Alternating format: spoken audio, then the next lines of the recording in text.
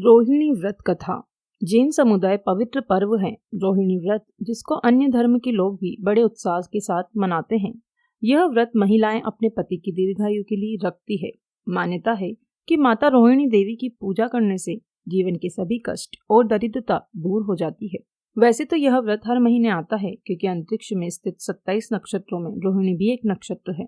व्रत कथा। चंपापुरी नामक नगर में एक राजा माधवा अपनी रानी लक्ष्मीपति, 7 पुत्रों और एक पुत्री रोहिणी के साथ रहते थे। एक बार राजा ने निमित्त ज्ञानी से पूछा कि उनकी पुत्री का विवाह किसके साथ होगा। इस पर ज्ञानी ने कहा कि आपकी पुत्री का विवाह हस्तिनापुर के राजकुमार अशोक के साथ होगा। ज्ञानी की बात सुनकर राजा ने रोहिणी के स्वयंवर का आयोजन किया, और जिसमें रोहिणी ने राजकुमार अशोक को अपना पति चुना और उसके साथ विवाह संपन्न हुआ। एक समय हस्तिनापुर के वन में श्री चारण नामक मुनिराज से मिलने अशोक अपने परिवार संग गए। उन्होंने मुनिराज से कहा कि उनकी पत्नी काफी शांत रहती है, इसका कारण क्या है।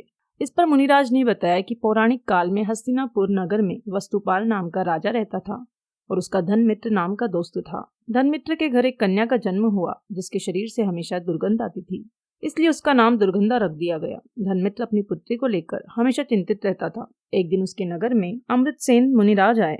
धनमित्र अपनी पुत्री को लेकर मुनिराज के पास गया और पुत्री के भविष्य के बारे में पूछा।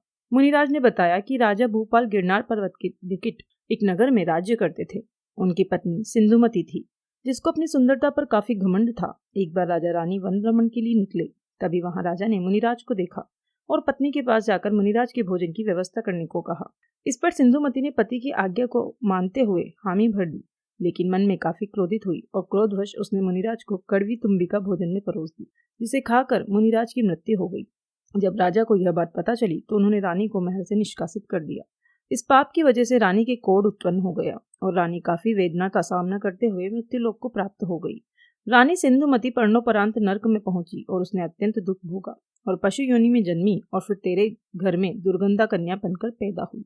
मुनिराज की पूरी बात सुनकर धनमित्र ने पूछा कि इस पातक को दूर करने के लिए कोई उपाय बताएं। तब मुनिराज ने बताया कि सम्यक दर्शन सहित रोहिणी व्रत का पालन करो, यानी कि प्रत्येक माह की रोहिणी नक्षत्र वाले दिन रोहिणी देवी का व्रत रखो और आहार त्याग कर धर्म, पूजा और दान में समय बिताओ, लेकिन इस व्रत को 5 वर्ष और 5 मास तक ही करे। धनमित्र और उसकी कन्या दुर्गंधा ने विधि पूर्वक व्रत किया और मृत्यु के पश्चात वह स्वर्ग पहुंची और तत्पश्चात देवी हुई और राजकुमार अशोक की रानी रोहिणी बनी। अगर आपको ये वीडियो पसंद आई तो प्लीज इसे लाइक, कमेंट और शेयर कीजिए। मेरे चैनल को सब्सक्राइब करना ना भूलें। धन्यवाद।